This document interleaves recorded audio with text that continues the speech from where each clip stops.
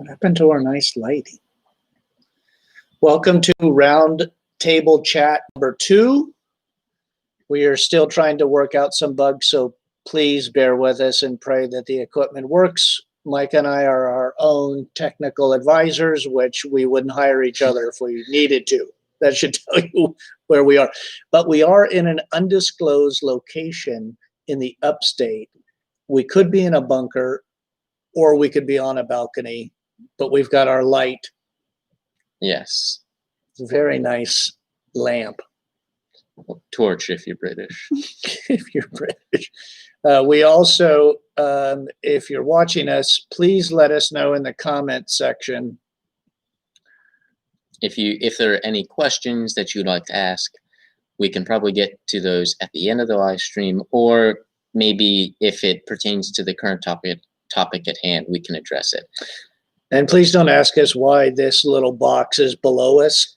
We have no idea. We thought we get this webcam and it would work just fine. And actually the quality is not bad, but it's, yeah, for whatever reason, the software wants to pop up on the screen as well. So we're kind of just working with what we have right now. So that's helpful, isn't it? Yeah.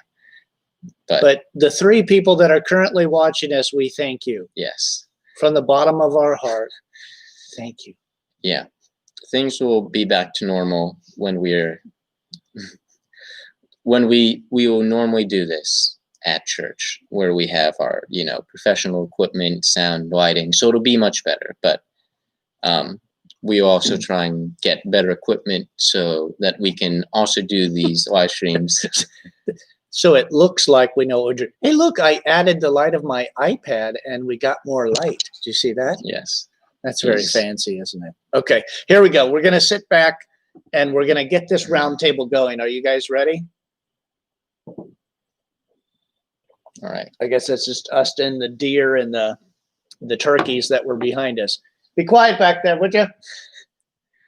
All right. So the topics tonight are, what are our topics? It is consequences of COVID, and then division inside the church because of COVID. And finally, voting. Everybody's favorite subject to discuss. You got to sit back. You look like you're taller than me. Well, I am taller than you. Okay. So let's put this up and have this ready. And we might be able to take some questions after. So post some questions, and if we can't get to them, we'll get to them in a following. See that? It added a little light. Isn't that nice? No. Okay. So, Micah, let's talk about a little bit of, we got into mass last night. By the way, the temperature is really dropping up here right now. We talked about mass. We talked about, what did we talk about last time? Some of the consequences that have arisen because of the coronavirus. And that's right. We were giving COVID numbers. Remember that? We gave numbers and masks. By the way, we are professionals. So let's get a little bit more into some of the consequences. And as we were driving up, we were talking about, are they unintended consequences of the lockdowns? Mm-hmm. Or are they intentionally done for a specific reason? So you've done some research and numbers on that. So go ahead and share with everybody some of what you found as far as consequences. And then we'll kind of broaden the topic. So there are, I was doing some reading with Johns Hopkins Hospital. And so there's a bunch of things as far as overall mental health.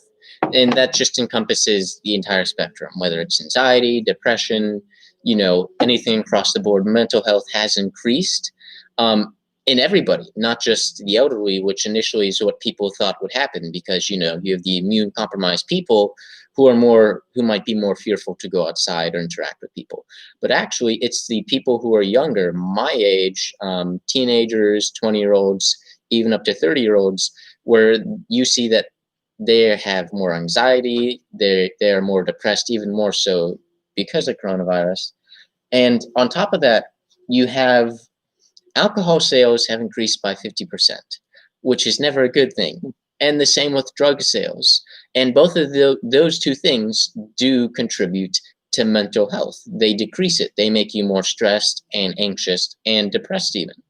So we see all these things that are happening with the increase of drugs and alcohol. People are feeling their mental health is deteriorating because of this. And a question would be, could this have been avoided if we had handled this maybe more delicately, or done something like Sweden or some other European countries have, where they didn't entirely shut down the country? It was They used common sense. They used, well, herd immunity is what they were doing, and Sweden is doing fine. The immune compromised people stayed at home. Everybody else interacted normally, and those depression, the mental health has not deteriorated like it has in the United States. So what do you think some of the consequences might have been then for kids who normally have like a normal life, and I mean normal far as it's structured? They're going and they're doing classes and they're doing these things, they're doing activities and sports and all of this, and now we've told all of them they can't do any of that. What do you think that is doing to these kids? What are some of the statistics that we're seeing? So what it's doing to kids, it takes away that concrete structure, you could say, almost, because kids have a routine. You wake up, you go to school, you come back from school, you do your homework or your extracurricular activities, and that keeps the child busy. Because unlike adults who, while they're affected, most adults have their jobs or they still have things that they're doing.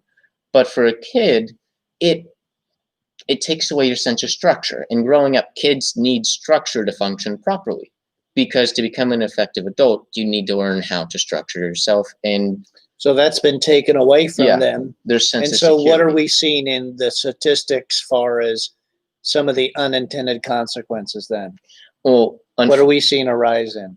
Unfortunately, the consequences is suicide. Much higher suicide rates compared to this time last year, and just all throughout this pandemic, especially in the younger generations. Yeah. But not just the younger generations. You still have middle-aged, even older-aged people committing suicide as well. Well, I mean, you see that kids don't really have hope. I mean, leftists are telling people, a certain congresswoman told these kids that in 12 years, all life as they know it's going to end if we don't do something about climate change. So you're adding all of this stress on top of them. And now you're saying, I can't graduate. I can't go to tech. I can't go to college. I can't do these things.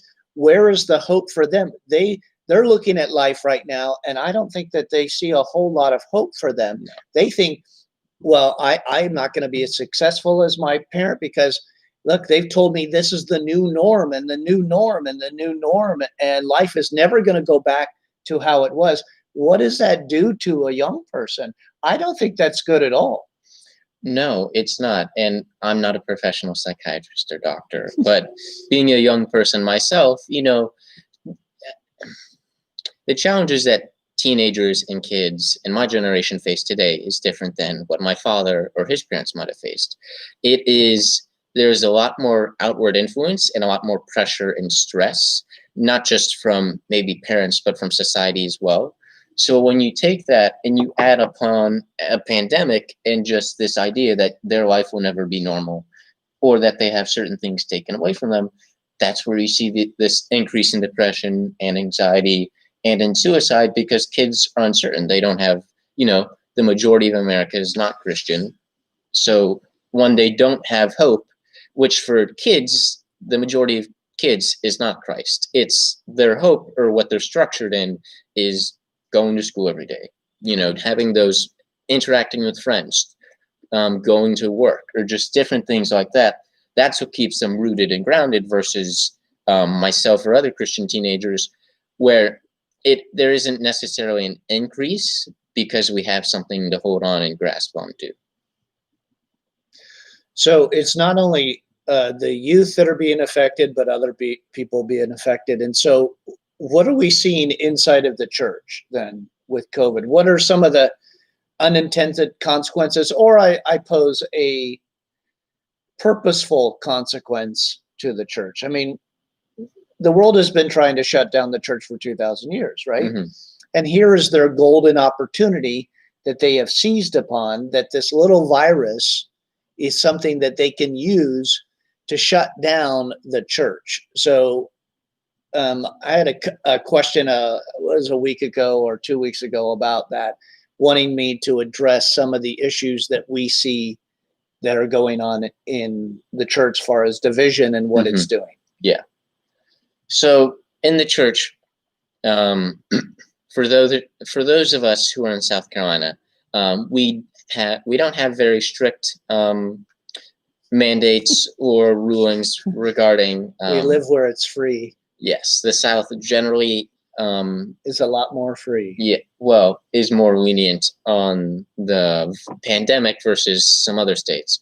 So for South Carolina and churches like that, there's not as strict regulations, but across the rest of the United States, California, New York, New Jersey, a bunch of the more northern states and more left-leaning states, you see that the churches, they are told to shut down. And if they do not stay shut down, then you start having instances where they are taken to court due to negligence. What did we hear today when we were driving up? We were hearing a church in California, Santa Clara, which is in the southern part of the Bay Area of California. It was there's two churches that are being affected: the Calvary Chapel San Jose being affected, and then this Baptist church that is being affected. We listened to the pastor today. Talk about that and share what he was telling us. He was saying the amount of fines that were given to his church the first day when the first service that he had, $250, the next day it's $500, then $1,000. And it continues to ramp up until each time they meet, it's $5,000. That's not just the day, that's the service. Every service. So for the morning services, you have $5,000. They have a Sunday night service, that's another additional $5,000, and the Wednesday night is another $5,000. So as of when we were listening to this podcast, he had said that they were up to $52,000. $52,000 in fines from the state of California, from a health official that is not elected by the people. That is dictatorial powers, and they have no right to do that because we know the Constitution says we the people. Yes. We are the government. The government derives power from the people, not the other way around. The government doesn't make any income. It only takes from its populace, and rightfully so. If we want roads and we want some roads to be fixed, and we want the military, then we pay into that. We pay taxes, and the Bible says, "Render unto Caesar that is Caesar's," and we've rendered a lot unto Caesar, but they've gone beyond that. So what I am seeing, let me tell you what I'm seeing.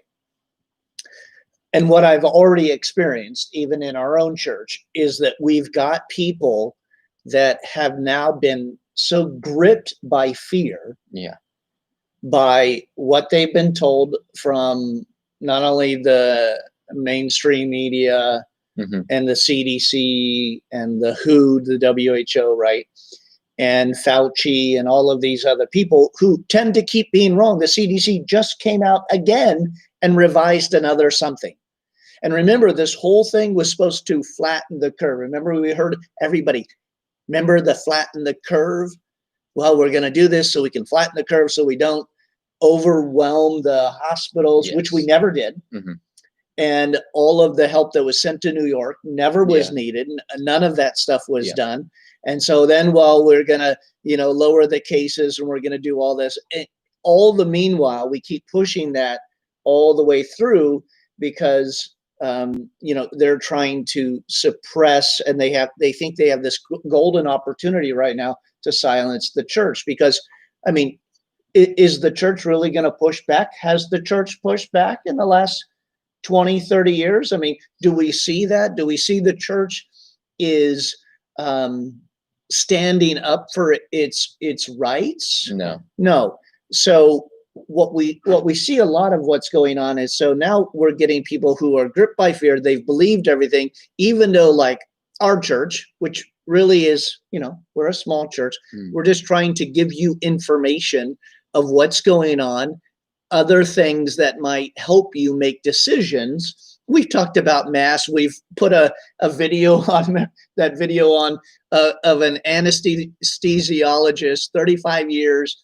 Remember, he had that vape and he put it in there and he blew out the vapors. And again, he said, look how ineffective these masks are. This is just us giving you information. And I want to make this point because we're not judging anybody if they want to wear a mask at church.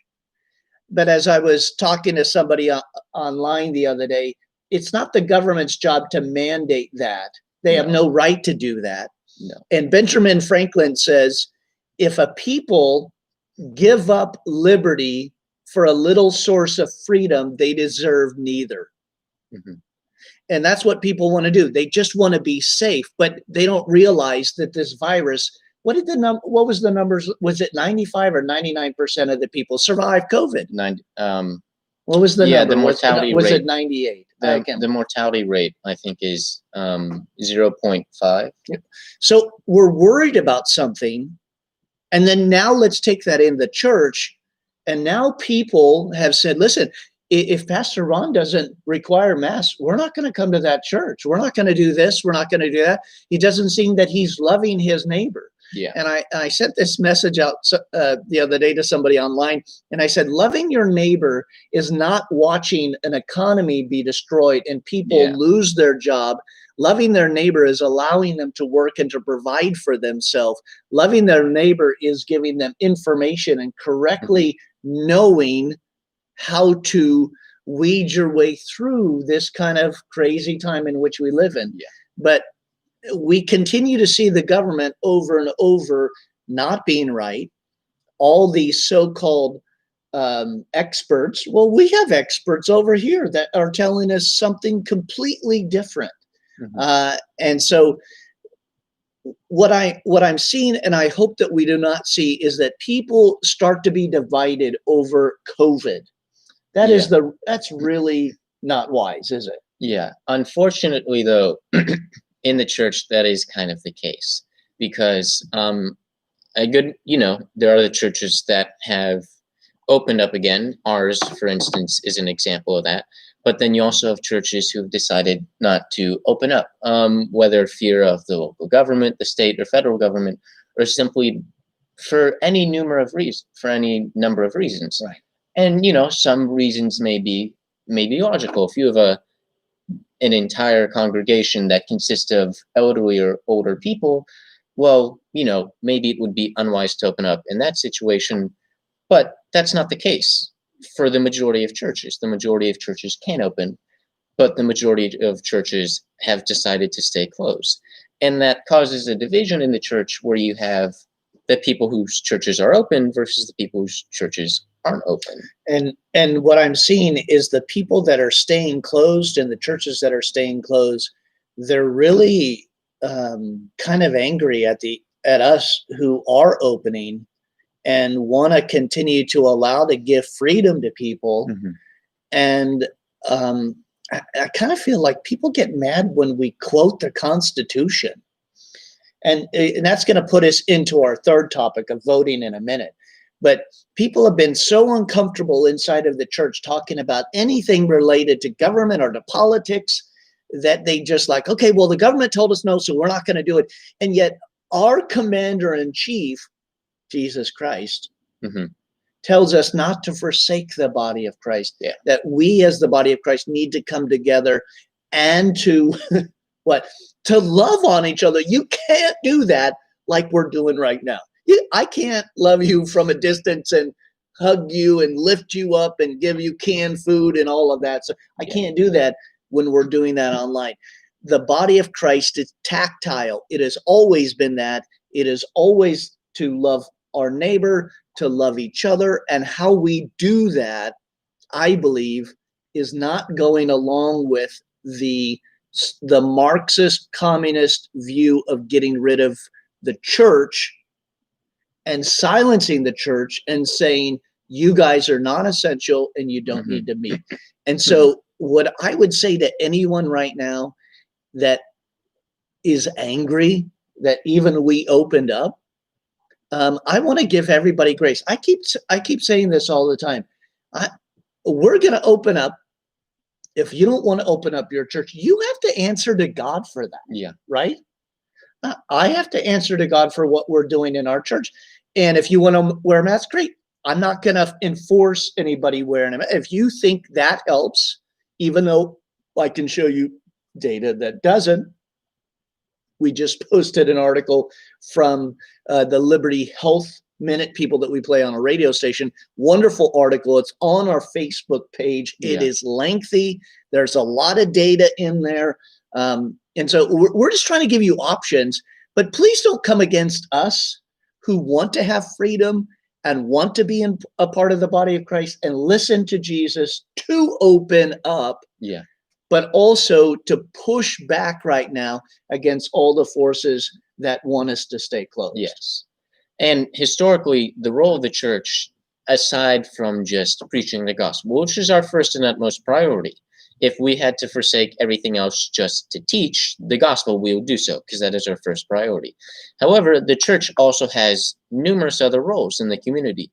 The church, and one of the reasons that the government does not want the churches open is because the pulpit, you can say anything from the pulpit.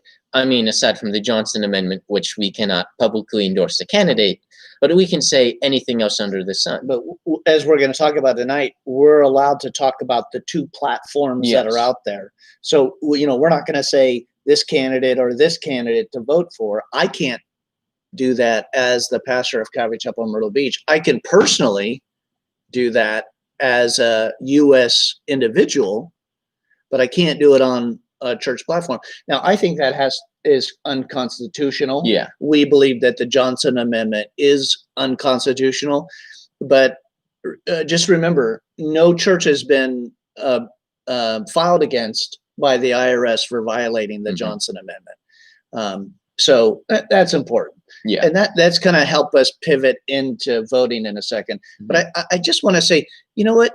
If I don't know if I said this the last roundtable. I think I just said that. Remember, I was going into that coffee shop and there's this lady. She didn't want to talk to me, but she talked to the owner like, can anyone come in without a mask? And I'm like, but you're wearing a mask. In my head, I'm thinking this. I didn't say this. I'm thinking, but you're wearing a mask. Isn't that your protection enough? Why get mad at me because I'm not wearing one? And I will tell you, we're going to see some stuff come out over the next couple of months, what masks are doing to people physically as a side effect of having these masks on for so long. Yeah. When you agree Yes. that there's going to be some kind of byproduct, unintentional consequence of having these masks on, of breathing in your own CO2 on a constant basis. And I feel like if you want to wear a mask and you feel comfortable with your Linus blanket like that, well, wonderful. I don't want to judge you for that. I want to have grace and I want to push, but grace also extends to us. Yeah. And I think that's where oftentimes that gets missed. So if you want to be a mask dictator, don't do that. And that's what we're talking about is this division inside of the church, right? Yeah. And you have to remember the verse, perfect love casts out all fear. So if we are Christians who we are born and saved by the grace of God, why would we be fearful of anything? Because we know that if we die, well, it was God's timing. As that's just how it is. If I were to die tomorrow, that would be God's timing. I would have accomplished, hopefully, what he wanted me to do on this planet. Same for Pastor Ron or for any of us. So why would we need to be fearful about this? That doesn't mean we are to not take precautions. That would be foolishness. And the Bible doesn't endorse foolishness in any regards. It wants us to be as wise as serpents, but as gentle as doves.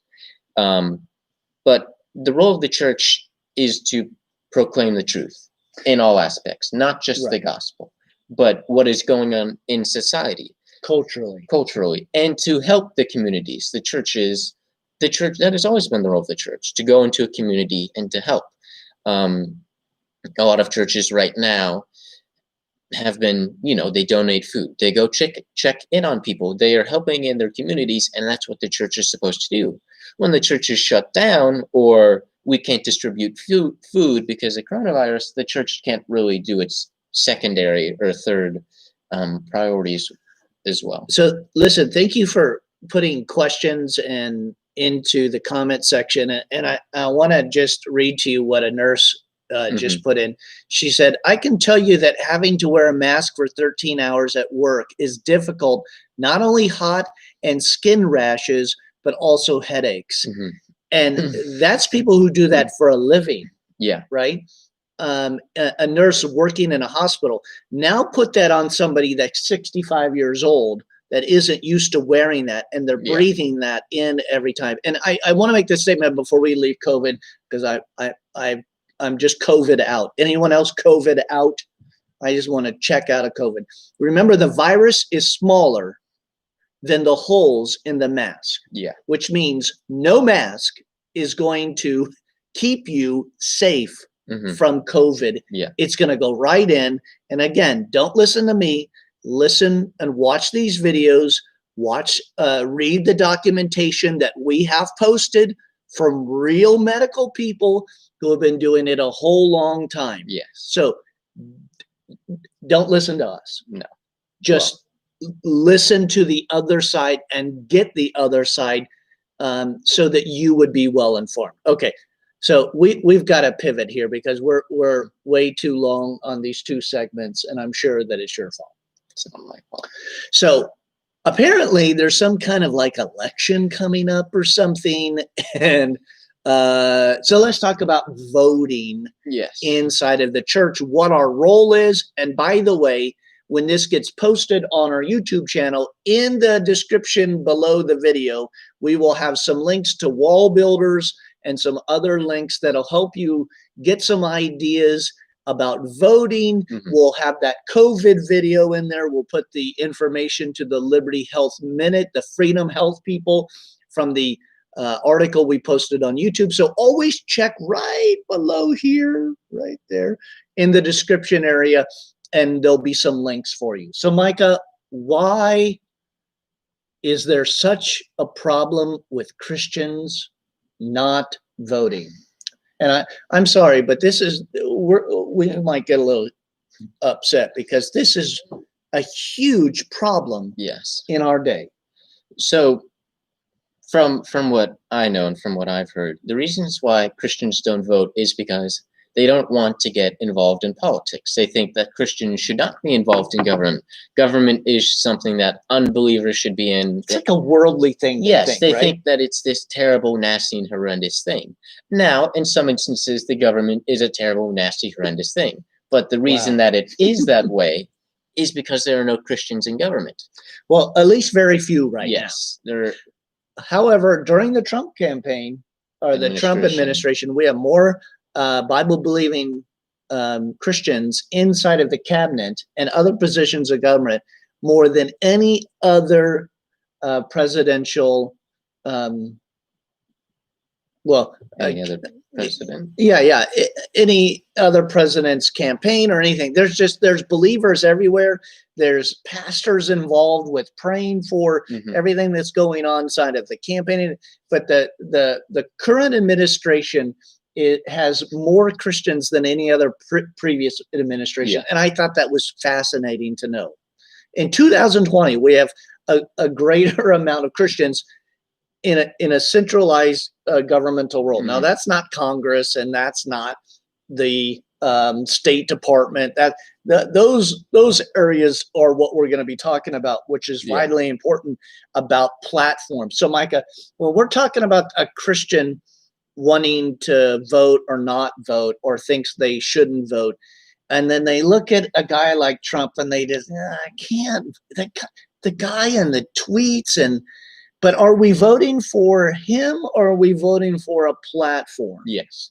So describe the platform. So the platform, as some of you know, the platform is what the party stands for. So President Trump is a conservative Republican, and so his platform reflects that.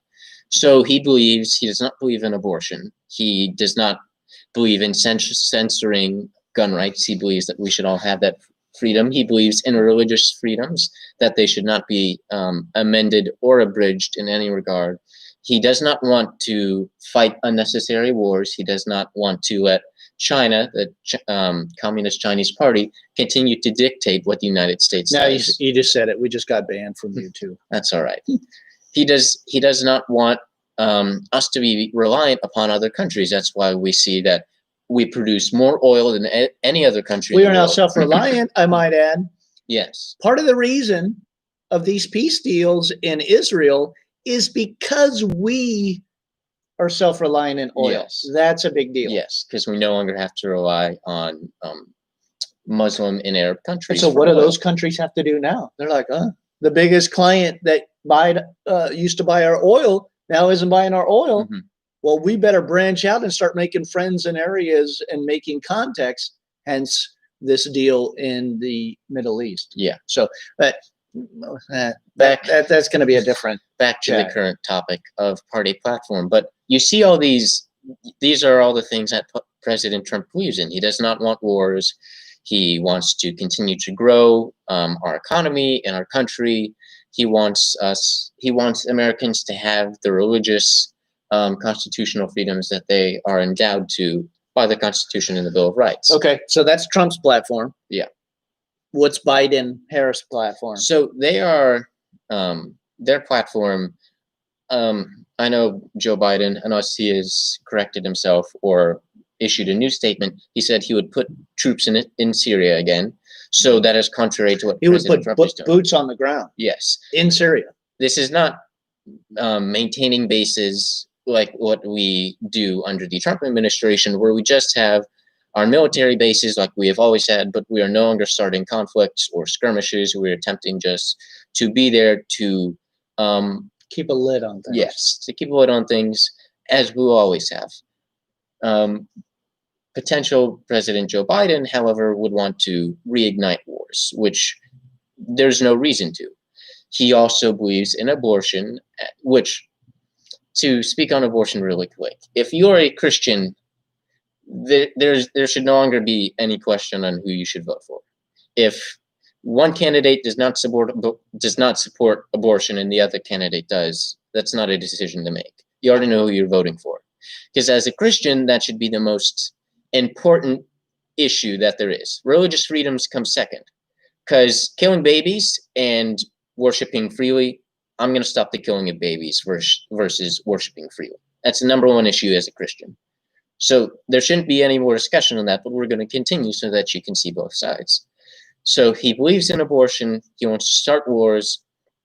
He does not want the economy to be prospering as it does. He wants to stop the production of oil, which helps maintain a self-sustaining United States. To roll back everything that we just did to become self-reliant from truly some nations that would do us harm, right? I mean, part of our issue with China has been we're so dependent upon them. And during COVID, I think that we learned, I'm hoping people learn this lesson of you can't be dependent solely upon a nation that makes everything for us, from the prescription drugs to the ventilators to mass or whatever we needed to buy. We can't even produce our own stuff.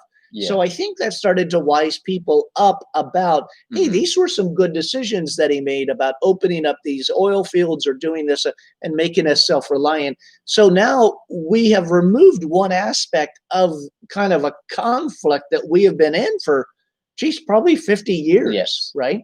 He's removed that from the table. Well, do you want to go back to just how it used to be? I'm hoping not. So when you're voting for somebody, you're looking at the platform that they are standing on, right? The foundation. What is their foundation? Is their foundation of freedom? And I might add, demonstrating that over and over, freedom, and giving people the right and desire to be self-reliant. Or do you have a platform that wants to keep people dependent on the government? And that's not the government's role. The government's role is not to take care of people. It is the church's role. So we were talking about Johnson earlier. Yes. Johnson's whole thing in this war on poverty, by the way, that war apparently is still going on, and we've dumped trillions of dollars into that war, and it's still going on, right? This war on poverty. But it was to remove, and kind of like what you see with BLM Incorporated, Yes. is their whole statement is to get rid of the nuclear family. Yeah. Right. And so we want to remove the father from the house so you can be dependent upon the government and get this check, and we'll take care of you and you don't have to worry about it. Do you want that platform? You want that to continue? I mean, I don't really want to make this obvious statement, but all of the issues of rioting and protesting are all in blue cities. Yeah. Blue states, blue mayors. You've got a guy like Biden who's been in the government for 46 years, and people are blaming the guy who just got in office on everything that has been going on. Well, Biden for 46 years, Nancy Pelosi for the same thing. All of these other people have been running the government for so long, yet have never done anything really to help fix. Yes. So when you're voting, you're looking at two platforms. Where do I want to go? And I think sometimes as believers, they don't want to get involved with that. They don't want to do this. But I'm telling you, aren't you happy that you can go to church freely? Well, we used to, right?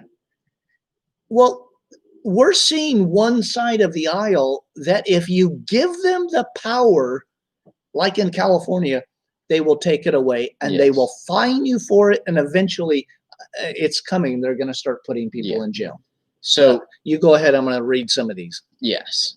And I did see a comment that I want to talk about from Renee. I think that would be fun after we finish voting. Very quickly, of course. Yeah, and we're going to talk about Supreme Court and why that's important right now. In just a second, I want to finish a little more on voting. So we discussed the platforms, and there's much more to the platforms. There's more, obviously, hopeful President Joe Biden believes in staunch gun control. I'm not quite sure whether he believes in defunding the police, because previously he has stated that he does. Yes, but his running mate does. Yes, so I'm not quite sure where he stands on that issue, but being that he is running on the Democrat ticket, I would say that he believes in defunding the police. I know hopeful Vice President Kamala Harris has stated in an interview, regardless on how you feel about vaccines, she said that she would not take a vaccine if it was from Trump. Now, like Trump's out there in a laboratory making keep in mind, President Trump is not one of the lead scientists, doctors, chemists designing this vaccine. Now, vaccines is a whole nother topic, which we're not getting into tonight. But that shows you the irresponsibility of the Vice President, Kamala Harris. But like, why would you try to undermine that? Yes, wouldn't you want a vaccine? Wouldn't that help negate the effects of COVID-19? But that's another topic. We're not going to get into vaccines tonight. So when it comes down to Christians not voting, I really can't tell you why they don't. 53 million Christians don't vote. So I want everyone to hear that number. 53 million Christians don't vote. What would happen if just half of those Christians voted? We wouldn't have the issues we have during these elections. Yes. And I want to address a couple of things too, because I get questions all the time. People are emailing me all the time. They're asking me, well, should we vote this time? Isn't the world going down the tubes? And we were listening to something, by the way, please listen to Understanding the Times with Jan Markell. We listened to 2 of them today, which were really good. And I think people think, well, it's the end times, which I'm not disagreeing.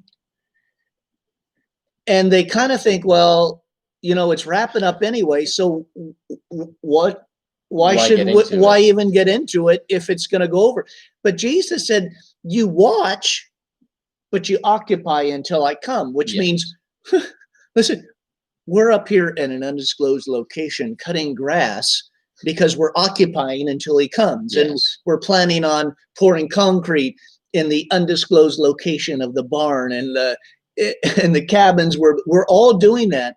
Even if Christ comes next week? Do you know how much that would stink? Just think about it. I've been up here my entire summer cutting grass, and Christ is like, all right, just come back next week. I don't think it would stink. I think at that point you wouldn't know it. I wouldn't care. So, I'd be in heaven. But Christians, for numerous reasons, don't want to get into politics. For the majority, the issue is not voting. Right. As Pastor Ron said, 53 million Christians not vote. If they voted, landslide victories. Yeah. We'd have red states.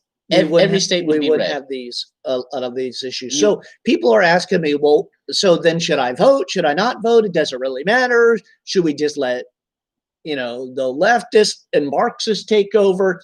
And I really want to say this as lovingly as I possibly can.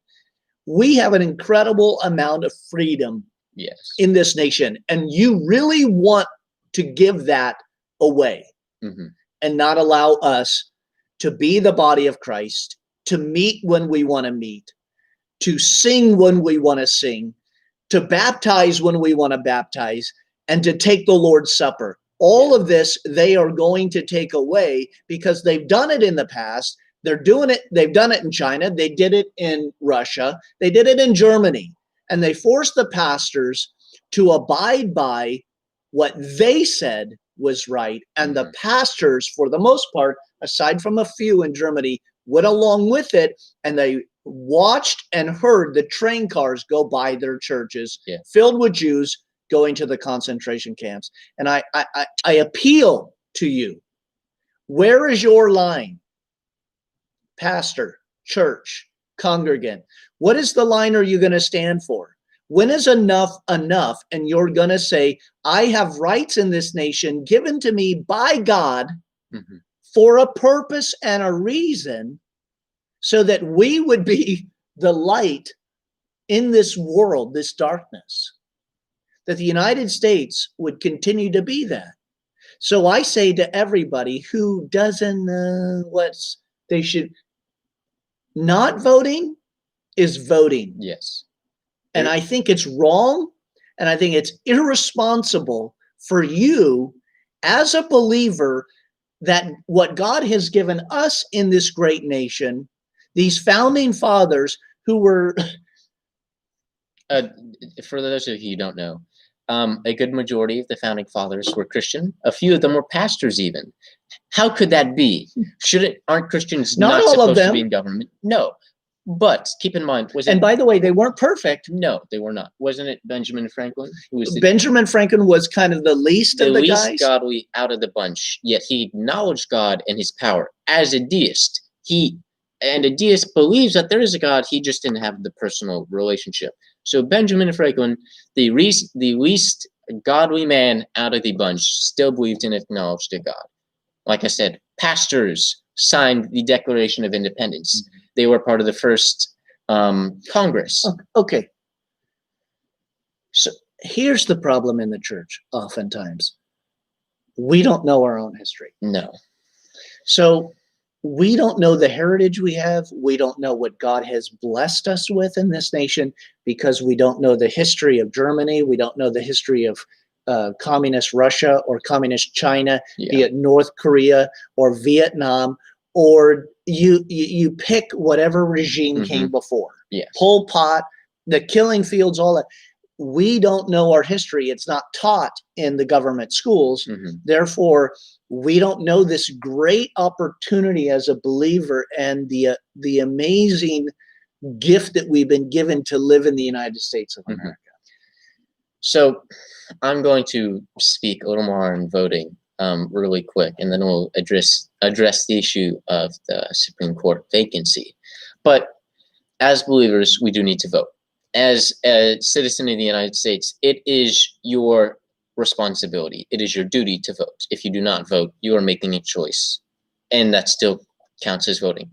Now, as we have just given you the party platforms, I think it should be quite obvious who stands for Christianity and who does not stand. I don't care. Or life. Just life. Yeah. Like I said, abortion is the number one issue. If he supports abortion, you shouldn't even consider him. But you are not voting for pastor in chief. Okay, let's keep this in mind here. Donald Trump is not perfect. Why?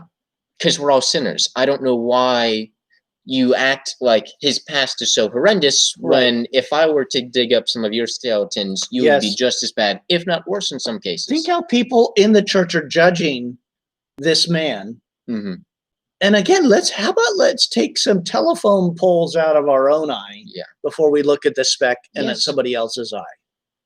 Just because you don't like the way he tweets or goes, I will tell you, I love it. Can I tell you why? Because it goes around the media, and not everything is perfect, and because he's not, but he gets the message out to the common people who goes around the media, who will never tell what his what the good things that he's done in this nation. I mean, the other day with the peace treaty, they called it a distraction. Peace is now a distraction. It's not a distraction. He just did something that hasn't been done in over 26 years as a U.S. president to broker some kind of peace. Now, we may get into this next time at our roundtable chat, is how this fits in with current prophecy. And how that's Ezekiel 38 and 39. And that's wonderful. We're going to get into that. But I want you to know, please don't think because you think Jesus is coming soon, which he may, but that doesn't mean that we don't still occupy until he comes. We live life to the fullest. We proclaim Christ. We love our neighbor. We do what God has always called us to do for 2,000 years. But we vote because he has given us in this US of A the privilege to do that. Now, when we've talked about platform, I think one of the top things about a political party's platform is who they would nominate for Supreme Court. Before I let you go, Where am I going? You are doing a wonderful job. No, I'm so proud of you. But there are some things that I need to get out very quickly, or just I'll sit back. Yes, I would. Thank you. So there's always the argument from Christians. Well, I'm just so tired of voting for the lesser evil. Yes, I'm sorry. Is Jesus Christ running for president? Whoa. I don't think so. Don't get so excited. Okay. Unless Jesus Christ is running for president, it is always going to be one of the lesser evils. It just depends who is more godly and who is the Christian here. Because if I were to run for president, I would be one of the lesser evils. Because guess what? I'm still a sinner. Everybody is. Just stop using that argument. It's nonsense. Right. Also, on the issue of voting, if they send you a mail-in ballot, do not use it. That is how we... Okay, as an American citizen, do not use mail-in ballots. If you have to, get an absentee ballot. Do not use a mail-in ballot. Because that is how they will use fraud. They will take that to the courts, and they will make it so that the American people, will no longer have the say in the election. By the way, somebody the other day told me they got 2 ballots already. Yes. And so if you think that like mail-in, I believe in absentee ballot because that's different. It has different guidelines. But we're just going to like have wide open mail-in ballots of people. It is ripe for fraud, but I don't want to get into to that topic right now. If you need to, request an absentee ballot, fill it out, and deliver it. But please vote in person. That is how, because I can tell you this race, even though I 100% believe that President Donald Trump will be reelected, there's no way that he couldn't be. But there is. Well, yes. But in the polls, he cannot lose. The American people have decided to side with him, and rightfully so. Outside of the polls, that is the only thing that the leftist Democrat Party does not control. They control the media and the courts. They will use voter fraud, which is why they are sending out, so that you can vote in by mail. Oh, by the way, that person who said they got 2 ballots, he said his dad, who has been dead for 10 years, also got a ballot. Yes. So the mail-in ballots are fraud. Do not use them. Request an absentee ballot. Please vote in person. Just show up. Yes. Just show up if you can. Show up and vote. That's just the best way. And for those of you who are able, you can register to work at the polls. That's a great opportunity. Yes. And, to ensure that voter fraud does not happen. So just keep an open mind. Let people No, not to use the mail-in ballots. Please register to vote. Yes, register to vote. So let's finish our roundtable chat With- here in our undisclosed location. Yes. I mean, it looks like we're in a dungeon or something. Yeah, it's just pitch black. It's and we very got this- pitch black. Is there any deer out there tonight? No, I don't think so. So platforms are important. And so Ruth Bader Ginsburg, who served this nation well, and again, Yes. I because I like vehemently disagree with Yes. almost everything that she stood for, respected Yes. her and her role that she did. Don't want to diminish it at all. No. But this is why, and you know what? The left has been saying this for years. They say election have consequences, except when we tend to take it. They don't like that very often, Yes. right? So I'm not going to speak super extensively, but Ruth Bader Ginsburg served on the highest court of the land, and she should be respected and honored as such. Whether you agree or disagree with her policies, as President Trump said when he first found out, she was an amazing woman who had an amazing life. She served her country diligently and faithfully, regardless of the policies that she pushed. Serving on the Supreme Court is not an easy job by any means. No. But a very great honor. Yes. So please do not say anything. Just No. pray for her. Pray for her family. Pray for her family. She is where she chose to go right Yes. now.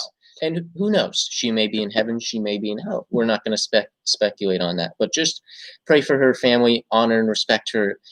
Now, on to the issue of the Supreme Court vacancy. So I'm going to, because this will be an argument before I get into the Twitter storm. It's That's fun. too late for an argument. So the argument that people are using is that back in 2016, 9 months before the election, that the Republican-controlled Senate would not allow President Trump to appoint a Supreme Court justice due to the vacancy left by, was it Justice Scalia? Yes, I believe Scalia, it was right. by Justice Scalia. Mhm. So here's why that argument is invalid. Because you have a Democrat-controlled presidency and a Republican-controlled Senate. For it to go through, for those of you who don't know how this process functions, the president submits, A nomination. Yes, a nomination to the Supreme Court.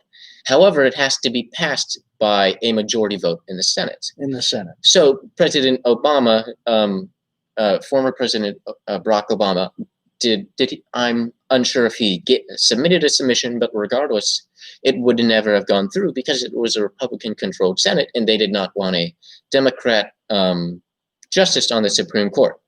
So here's why that argument is invalid, that we shouldn't do it, that we shouldn't appoint a new justice because we didn't do it back then.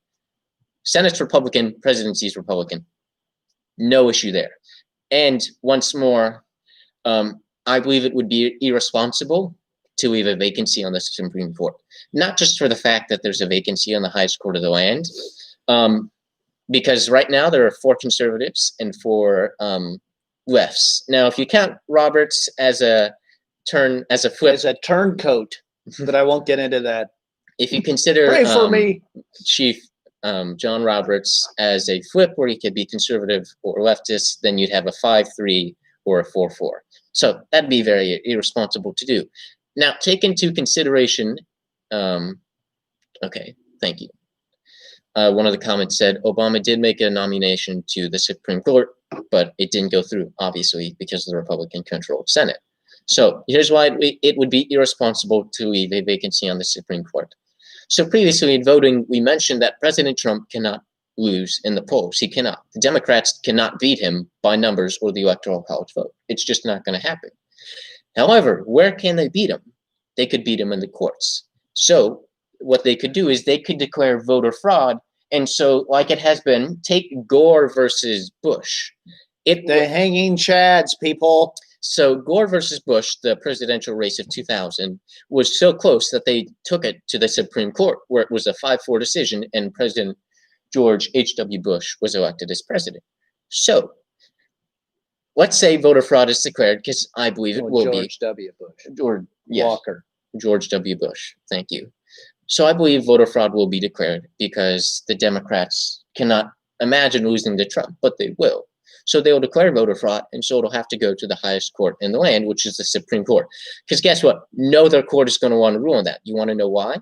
because it can be appealed and it'll be taken up to a higher court. It's just not reasonable for a judge to rule on something that is that monumentous. So it'll go to the Supreme Court. Guess what? For conservatives, for Democrats, unless Roberts switch, let's face reality here. Roberts is never going to do that. Well, just think about that. That's a 4-4 tie. Now nothing gets done. Now we don't have a president. Now it pushes over into Congress. I think it's Congress's job to then decide the winner. So you've got a stalemate. So yeah, I think it is responsible for Trump to put forth his nomination. Yes. And we had a comment earlier about Roe v. Wade. And you know what? I think that Trump is putting in people that are constitutionalist.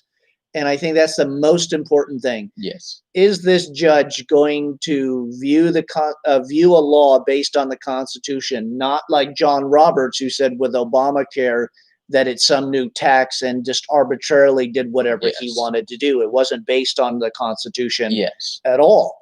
It was a court making up law, Yes. which they are not allowed to do. So I am excited to see what nominations, and I think I've seen a kind of a hint of 2 female nominations, and we're looking for somebody that's going to interpret the Constitution Probably. that allows us to continue. Listen, what's going on in California and the fight with the churches has already been brought to the Supremes, and the Supremes ruled against the churches. Mhm. So this is so vitally important. So when someone says, I don't want to vote for this person or that, or I don't think it's important because this affects everything. Yes. And the president gets to nominate Supremes, Mhm. and Supremes, which don't have the power they think they have. It's not in the Yes. Constitution. But because it has become that, they are the ultimate authority. And now they're dictating to these churches who have brought valid lawsuits against their states for overreaching. So Supremes are important and voting is important. And we want you to be responsible to pray about it. Yeah. Don't listen to us. Look at the platforms, put them side by side and say, which do I want? Mm-hmm. Do I want pro-freedom, pro-religion, Pro-life, pro-life, pro-Israel, pro-guns? Or do I want the other side that will take all of that away from you and think nothing of it and put a secular progressivism in that they have been teaching government school kids for 30 years? Yes. You want to know why we have the problems we have on the streets today? Because the government schools have been teaching a secular humanistic view to these kids, and they don't know any different. Mm-hmm. And if you don't believe me, watch some of these videos online on YouTube. Watch PragerU, Charlie Kirk, USA. And watch them go and interview these kids on college campuses, yes. And you will be horrified by what they're being taught. Yes. Parents, listen, the government school system is teaching your kids all forms of ungodliness. It's not about education anymore. It's about indoctrination. So we need to be wise. We need to talk to our children about what they're hearing inside of the classroom. Mm-hmm. But yes, elections have consequences. And sadly, the church has advocated their responsibility to the world. Who do you want? The church's morality, or do you want the world's morality? Because Portland is showing me the world's morality is not showing godly morality. No. And when you allow people and you teach them that they're animals and they're mistakes, well, eventually they're going to act like that. Why would you be surprised when they act like an animal or that they are a mistake? So to finish up the Supreme Court vacancy, some people may say, well, Ruth Bader Ginsburg, there have been reports, I don't know how accurate it is, that Ruth Bader Ginsburg said to her granddaughter on her deathbed that she does not want an appointment in the Supreme Court until a new president is elected. We've already discussed that it would be irresponsible, but keep in mind, a former Supreme Justice court member does not determine what the president can and can't do. All right? No. It's the president, and even Barack Obama said this back in, I believe, in 2016, that it is the, he said it in a video, that it is the duty of the president to fill in a vacancy on the Supreme Court. It's the president's duty to. It'd be irresponsible to not do that. But real quick, Mitch McConnell, the Senate Majority Leader, who's a Republican and a conservative, you already have the left saying that they want to kill him, they want him to die. If he appoints somebody, they will come after him. That shows you the mentality of the left. Keep in mind, this was an hour after Ruth Bader Ginsburg had been reportedly died. They didn't let it sit for a weekend. There was no flags, half-staff. All right, everybody, let's just calm down. Let's be respectful. Let's honor her. Now the flags are. Yeah. Traditional politics. We're going to honor a person who served her country faithfully for the weekend. Just be quiet. Just shut up about it. They didn't do that. They brought in a firestorm of hate and wrath and fury. That shows you the mentality. So the vacancy needs to be filled. It would be irresponsible not to. Anything the left says, it has really no ground. Ruth Bader Ginsburg does not determine what the president can and can't do. The Senate is Republican. The presidency is Republican. There is no issue there. The vacancy should be filled because, as I said, voter fraud will be declared and it will go to the Supreme Court. So leaving it a 4-4 decision would just create even more problems. Yeah. And we're going to end because people are dropping off like flies because we're going so long. Yes. But just so you know, you're going to hear this, that, oh no, it takes 60 days for somebody to be confirmed. We need all this time to vet. Justice Breyer, who is on right now, was confirmed in like 18 days. Yeah. So don't hear what the media is about to bombard everybody this week. It will be I don't even want to watch the news this week. It's just going to be a bombardment. Yeah. Then you're going to have people who should be standing behind the president. They won't. Mm-hmm. They'll have no backbone and they'll back out because they have such a hatred for this man that they're willing to throw the entire country under the bus, mm-hmm. which I just need to. Yeah. We just need to pray for them. So to end, please vote. Please vote in person if you cannot use an absentee vote. Obviously, if somebody asks you about the Supreme Court, just say it would be irresponsible to leave it unfilled. Give them what we've explained to you today. Also, the election is coming up, as you know. Whatever you can do, please do. Please and volunteer to help. Yeah, I was talking to a lady today that works for one of the local representatives, and they're always looking for help. Like Micah said, they're looking for people in the polling. They're looking to put signs out. There's all kinds of things you can do to help out.